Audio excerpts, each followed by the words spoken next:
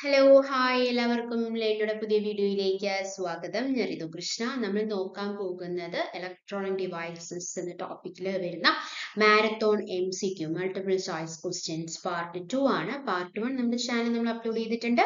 Okay, അപ്പൊ നമ്മൾ വേഗം നമുക്ക് നമ്മുടെ വീഡിയോയിലേക്ക് കിടക്കാം. അല്ലെ, ഒരുപാട് ക്വസ്റ്റ്യൻസ് നമ്മൾ 1 to 10 ക്വസ്റ്റ്യൻസ് നമ്മൾ ഓൾറെഡി ഡിസ്കസ് ചെയ്ത് കഴിഞ്ഞു. ഇനി 11 to 20 ക്വസ്റ്റ്യൻസ് അങ്ങനെ നമുക്ക് ഓരോ പാർട്ടിൽ ഒരുമിച്ച് പറയാതെ 10 ക്വസ്റ്റ്യൻസ് നമുക്ക് ഡിസ്കസ് ചെയ്യും. കുറച്ചുകൂടി കാര്യങ്ങൾ കൂടുതൽ വ്യക്തമായിട്ട് മനസ്സിലാക്കും അല്ലെ. അപ്പോ ആദ്യത്തെ ചോദ്യം 11th ക്വസ്റ്റ്യൻ ആണ് അല്ലെ. അതിൽ ആദ്യത്തെ ചോദ്യം നോക്കാം. പാർട്ട് 2ലെ ആദ്യത്തെ ചോദ്യം എന്താണ്? Which capacitor has the highest capacitance per unit volume? Capacitor എന്നൊരു ചോദ്യം ഉണ്ടെങ്കിൽ അല്ലെങ്കിൽ ഒരു ടോപ്പിക് ഉണ്ടെങ്കിൽ ഈ ഒരു ക്വസ്റ്റ്യൻ എന്തായാലും വരും. അതായത് ഈ ക്വസ്റ്റ്യൻ തന്നെ ആവുന്നില്ല, എന്നാൽ ഇങ്ങനെ ഒരു ടൈപ്പ് ഓഫ് ക്വസ്റ്റ്യൻസ്, അതായത് which capacitor has the highest capacitance per unit volume. Options തന്നിട്ടുണ്ട്. Ceramic capacitor, option B electrolytic capacitor, option C mica capacitor, option D film capacitor അല്ലെ. ഈ കപ്പാസിറ്റേഴ്സ് എത്ര ടൈപ്പാണ് ക്ലാസിഫൈ ചെയ്തിരിക്കുന്നത്? 2 ടൈപ്പാണ് അല്ലെ. ഏതൊക്കെയാണ്? ഫിക്സഡ് കപ്പാസിറ്റർ ഉണ്ട്, അതുപോലെ തന്നെ വേരിയബിൾ കപ്പാസിറ്റർ ഉണ്ട് അല്ലെ. പഠിച്ചതാണ്, പഠിച്ച കാര്യങ്ങൾ ഒന്നുകൂടി നമുക്ക് റീഫ്രഷ് ചെയ്യാം, ഓർമ്മ വരട്ടെ. ഫിക്സഡ് കപ്പാസിറ്റർ എന്ന് പറയുമ്പോൾ ഇലക്ട്രോസ്റ്റാറ്റിക് കപ്പാസിറ്റർ ഉണ്ട്, അതുപോലെ തന്നെ ഇലക്ട്രോലൈറ്റിക് കപ്പാസിറ്റർ ഉണ്ട് അല്ലെ. എന്താണ് ഈ ഇലക്ട്രോസ്റ്റാറ്റിക്കും ഇലക്ട്രോലൈറ്റിക്കും തമ്മിലുള്ള വ്യത്യാസം എന്താണ്? ഇലക്ട്രോലൈറ്റിക്കിന് പൊളാരിറ്റി ഉണ്ട്, ഇലക്ട്രോസ്റ്റാറ്റിക്കിന് പൊളാരിറ്റി ഇല്ല അല്ലെ. അതിന് രണ്ടിലും ഒരുപോലെ ഇരിക്കും ഇലക്ട്രോസ്റ്റാറ്റിക്കിന് അല്ലെ. ഇലക്ട്രോസ്റ്റാറ്റിക്കിന് ഏതൊക്കെയാണ്? സെറാമിക്, ഇവിടെ കൊടുത്തിട്ടുള്ള സെറാമിക്, മൈക്ക, ഫിലിം എല്ലാം എന്താണ് ഇലക്ട്രോസ്റ്റാറ്റിക് കപ്പാസിറ്റർ ആണ്. ഇലക്ട്രോലൈറ്റിക് കപ്പാസിറ്റർ എന്താണ്? ഇലക്ട്രോലൈറ്റിക് കപ്പാസിറ്റേഴ്സിന് എക്സാമ്പിൾ ഈ അലുമിനിയം, ടെൻഡാലം ഒക്കെ. അപ്പൊ ഇവിടെ ചോദിച്ചിരിക്കുന്നത് which capacitor has the highest capacitance per unit volume? The right answer is option B electrolytic capacitor. Explanation നോക്കാം. The electrolytic capacitor, especially the super capacitor, അല്ലെങ്കിൽ അതിന് എന്തും പറയാറുണ്ട്? അൾട്രാ കപ്പാസിറ്റർ എന്നും പറയാറുണ്ട്, has the highest capacitance per unit volume. Supercapacitance can achieve far higher capacitance than standard electrolytic capacitors due to their double layer design and use of high surface area materials like activated carbon. എന്തുകൊണ്ടാണ് അതിന്റെ capacitance കൂടുതൽ? എന്തുകൊണ്ടാണെന്ന് പറയാനുള്ള കാരണം എന്താണ്? Double layer ഡിസൈനും അതുപോലെ തന്നെ high surface area materials like activated carbon. While standard electrolytic capacitors are great for power supply filtering, supercapacitors excel in energy storage. So, which are the capacitors that are excel in energy storage? That is supercapacitors, bridging the gap between the regular capacitors and battery. They are used in the applications requiring rapid energy discharge and recharge, such as backup power system and regenerating braking in electric vehicles. എന്തുകൊണ്ടാണ് നമ്മൾ explanation പറയുന്നത് വെച്ച് കഴിഞ്ഞാൽ വീണ്ടും നമ്മൾ ഇങ്ങനെ പറഞ്ഞുകൊണ്ടിരിക്കുകയാണ്. Electrolytic കപ്പാസിറ്റേഴ്സിന് highest capacitance per unit volume ആണ്. അതിന്റെ വേറൊരു പേരെന്ന് പറയുന്നത് സൂപ്പർ കപ്പാസിറ്റർ എന്ന് പറയാറുണ്ട്, അല്ലെങ്കിൽ അൾട്രാ കപ്പാസിറ്റേഴ്സ് എന്ന് പറയാറുണ്ട്. അത് ഫാർ ഹയർ കപ്പാസിറ്റൻസ് അച്ചീവ് ചെയ്യാറുണ്ട്, കാരണം അതിന്റെ ഡബിൾ ലെയർ ഡിസൈൻ ആണെന്നൊക്കെ പറയുമ്പോൾ നമ്മൾ ഇങ്ങനെ എക്സ്പ്ലനേഷൻ പറയുമ്പോൾ നമ്മുടെ മൈൻഡിൽ, നമ്മുടെ ബ്രെയിനിൽ അത് സ്റ്റോർ ആവുകയാണ് അല്ലെ. അപ്പൊ നമുക്ക് മറന്നു പോകില്ല. Okay, so which capacitor has the highest capacitance per unit volume? The right answer is electrolytic capacitor. Electrolytic കപ്പാസിറ്റേഴ്സിനാണ് പൊളാരിറ്റി ഉള്ളത്. അതിന് എക്സാമ്പിൾ ആണ് അലുമിനിയം, അതുപോലെ തന്നെ ടെൻഡാലം. ഓക്കെ, അടുത്ത ചോദ്യം കടക്കാം. 12ാമത്തെ ചോദ്യം. Which of the following inductors is commonly used in radio frequency? RF എന്ന് പറയുമ്പോൾ റേഡിയോ ഫ്രീക്വൻസി സർക്യൂട്ട്സിൽ യൂസ് ചെയ്യുന്ന ഇൻഡക്ടർ ഏതാണ് എന്നുള്ളതാണ് ചോദ്യം. ഏതാണ്? ടൊറോയിഡൽ ഇൻഡക്ടർ എന്ന് കൊടുത്തിട്ടുണ്ട്, option B air core inductor എന്ന് കൊടുത്തിട്ടുണ്ട്, option C ferrite core inductor എന്ന് കൊടുത്തിട്ടുണ്ട്, option D iron core inductor എന്നും കൊടുത്തിട്ടുണ്ട് അല്ലെ. Right answer is option B, air core inductor. Air core inductors is commonly used in RF circuits. Air core inductors എന്ന് പറയുന്നത് എന്താണ്? അതിന് മാഗ്നറ്റിക് കോർ ഇല്ല, അതിന്റെ പേര് തന്നെ ഉണ്ടല്ലേ, എയർ കോർ ആണ്. സോ മാഗ്നറ്റിക് കോർ ഇല്ല അതിന്. അത് ഹൈ ഫ്രീക്വൻസി സ്റ്റെബിലിറ്റി പ്രൊവൈഡ് ചെയ്യുന്നുണ്ട്, മിനിമൽ ലോസ് ആണ്, making them ideal four RF applications. And what is in the case of ceramic core inductors? These offer better mechanical stability while maintaining good RF performance. And wire wound inductors used in RF filtering and tuning. These inductors are carefully wound to optimize Q factor. Q factor അറിയാലോ, quality factor അല്ലെ. Ferrite core inductors used for RF chokes. They help in suppressing unwanted interference. RF circuits demand inductors with a low resistance, high Q factor and minimal losses to maintain signal integrity. Clear അല്ലേ? ഇനി നമുക്ക് അടുത്തത് നോക്കാം. അടുത്തതെന്ന് പറയുന്നത് അടുത്തെന്ന് പറയുന്നത് ഒരു മാത്തമാറ്റിക്കൽ ടൈപ്പ് ഓഫ് ക്വസ്റ്റ്യൻ ആണ് അല്ലേ. എന്താണ് നോക്കാം നമുക്ക്. A circuit consisting of a 10V DC supply in series with 1 kilo ohm resistor and a silicon diode. Basic ആണ്. സർക്യൂട്ടിന് 10V DC സപ്ലൈ ഉണ്ട്, സീരീസ് ആയിട്ടാണ് റെസിസ്റ്റർ കണക്ട് ചെയ്തിരിക്കുന്നത്, 1 kilo ohm റെസിസ്റ്റർ ആണ്. Find the current through the diode assuming the forward voltage drop of the diode is 0.7 volt. അപ്പം ഇങ്ങനെ തന്നു കഴിഞ്ഞാലേ, ഒരു ക്വസ്റ്റ്യൻ തന്നു കഴിഞ്ഞാൽ ആദ്യമായിട്ട് ചെയ്യേണ്ടത് എന്താണ്, എന്തൊക്കെയാണ് തന്നിട്ടുള്ളത് എന്നുള്ളത് എടുത്ത് എഴുതുക എന്നുള്ളതാണ് ആദ്യത്തെ പ്രോസസ്സ്. അപ്പൊ സോഴ്സ് വോൾട്ടേജ് തന്നിട്ടുണ്ട്, VS എത്രയാണ്, 10V ആണ് അല്ലെ, അതെടുത്ത് എഴുതി. ഇനി റെസിസ്റ്റർ തന്നിട്ടുണ്ട്, R എന്ന് പറയുന്നത് 1 kilo ohm ആണ് അല്ലെ, അതെടുത്ത് എഴുതി. ഇനി വോൾട്ടേജ് ഡ്രോപ്പ് ആണ്, VF is equal to 0.7 VF അല്ലെ.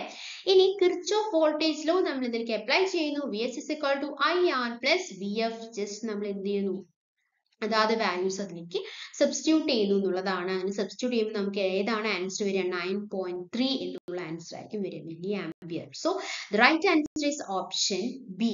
ഓക്കെ, അടുത്ത ചോദ്യത്തിലേക്ക് കിടക്കാം. 14ാമത്തെ ചോദ്യമാണ്. 14ാമത്തെ ചോദ്യം എന്താണ് ചോദ്യം നോക്കാം നമുക്ക്. Determine the wave length of light emitted from LED which is made up of GaAsP semiconductor. എന്താണത്, ഗാലിയം ആർസനൈഡ് ഫോസ്ഫൈഡ് ആണ്. It is a semiconductor material, an alloy of gallium arsenide and gallium phosphide. എന്തിനാണ് use ചെയ്യുന്നത്? It is used to make light emitting diodes that emit red, orange and yellow lights. GaAsP is also used in other optoelectronic devices. GaAsP use ചെയ്യാറുണ്ട്. Basic ആയിട്ട് ഏത് light emit ചെയ്യാനാണ് use ചെയ്യുന്നത്, red, orange, അതുപോലെ തന്നെ yellow light emit ചെയ്യാൻ വേണ്ടിയിട്ടാണ് use ചെയ്യുന്നത്. അതിന്റെ ഫുൾ ഫോം എന്താണ്, ഗാലിയം ആർസനൈഡ് ഫോസ്ഫൈഡ് ആണ്. അത് ഏതിന്റെ അലോയാണെന്ന് പറഞ്ഞത്, ഗാലിയം ആർസനൈഡും അതുപോലെ തന്നെ ഗാലിയം ഫോസ്ഫൈഡും. ക്വസ്റ്റിലേക്ക് വരാം. whose Borbidden energy gap is 1.875 electron volt. Mention the color of the light emitted എന്നാണ് പറഞ്ഞിട്ടുള്ളത്. അപ്പോൾ EG is equal to hc by lambda. Therefore lambda is equal to hc by EG. Just നമ്മൾ substitute ചെയ്യുന്നു. Substitute ചെയ്യുമ്പോൾ നമുക്ക് എത്ര കിട്ടുന്നു, 660 nanometre എന്ന് കിട്ടുന്നു. The wavelength 660 nanometer corresponds to red color light. So നമ്മൾ പറഞ്ഞു റെഡ് അല്ലെങ്കിൽ ഓറഞ്ച് അല്ലെങ്കിൽ യെല്ലോ ആണ് ഇവിടെ നമുക്ക് കിട്ടിയത്, റെഡ് കളർ ലൈറ്റ് ആണ്.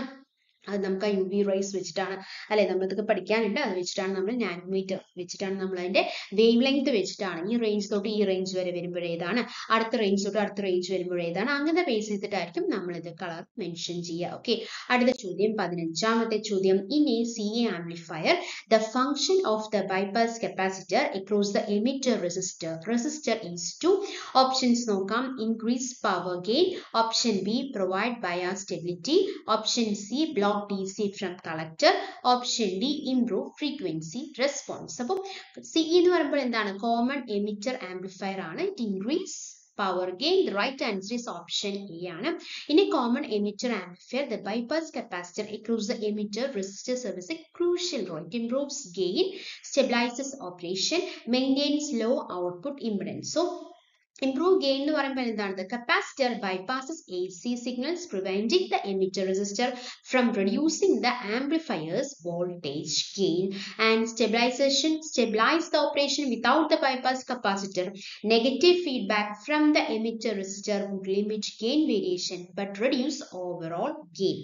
Maintains low output impedance. It helps ensure a strong signal transfer by keeping impedance low for AC signals. Essentially, the bypass capacitor allows AC signal to pass freely while maintaining DC stability, ensuring efficient amplification. അല്ലെ, capacitor എന്ന് പറയുമ്പോൾ എന്താണ്, basic ആയിട്ട് ഒരു capacitor എന്താണ് ചെയ്യുന്നത്, AC സിഗ്നൽസിനെ free ആയിട്ട് pass ചെയ്യുന്നു, DCനെ ബ്ലോക്ക് ചെയ്യുന്നു, അല്ലെങ്കിൽ DCനെ സ്റ്റെബിലൈസ് ചെയ്യുന്നു എന്നുള്ള കാര്യമാണ് നമ്മുടെ കപ്പാസിറ്റർ ചെയ്യുക അല്ലെ. അപ്പോൾ ഇനി CE amplifier, the function of the bypass capacitor across the emitter resistor is to increase power gain. ചോദ്യം 16ാമത്തെ ചോദ്യം. The input impedance of a common emitter amplifier without emitter resistance. നമ്മൾ ഈ കോമൺ എമിറ്ററും കോമൺ കളക്ടറും കോമൺ ബേസ് ഒക്കെ പഠിക്കുമ്പോൾ നമ്മുടെ teachers ഒക്കെ പറഞ്ഞ് ഓർമ്മയുണ്ടാവും എന്താണ്, കോമൺ എമിറ്റർ എന്ന് പറയുന്നത് വളരെ ഇമ്പോർട്ടന്റ് ആയിട്ടുള്ള ഒരു ടോപ്പിക് ആണ്. കോമൺ കളക്ടർ അത്ര ഇമ്പോർട്ടന്റ് അല്ലെങ്കിലും കോമൺ എമിറ്റർ വളരെ ഇമ്പോർട്ടന്റ് ആണ്. രണ്ടാമത്തെ ചോദ്യമാണ് വരുന്നത് അല്ലെ. Common emitter amplifier without emitter resistance is primarily determined by എന്താണ്, base resistor network and input resistance of BJT, that is bipolar junction transistor അല്ലേ. അപ്പോൾ the right answer is option B ആണ്. എന്താണ് അതിന്റെ explanation നോക്കാം. In a CA amplifier without an emitter resistor, the input impedance is mainly influenced by the base resistor network and the input resistance of the transistor അല്ലെ. Input impedance ഏതാണ് influence ചെയ്യുന്ന base resistor നെറ്റ്വർക്കും അതുപോലെ തന്നെ input resistance of the ട്രാൻസിസ്റ്ററും. The base resistance എന്ന് പറയുന്നത് എന്താണ് കൺട്രോൾ ചെയ്യുന്നത്? Controls how much current flows into the transistor. ട്രാൻസിസ്റ്ററിലേക്ക് എത്രമാത്രം കറന്റ് ഫ്ലോ ചെയ്യേണ്ടത് എന്നുള്ളത് കൺട്രോൾ ചെയ്യുന്നത് ആരാണ്? ബേസ് റെസിസ്റ്റൻസ് ആണ് അല്ലെ. While the intrinsic input resistance of the BJT plays a significant roles in determining the overall impedance. So without an emitter resistor, a negative feedback is reduced, making the input impedance largely depend on the transistor's internal parameters and the base resistance. Therefore, the base resistor network and input resistance of the BJT.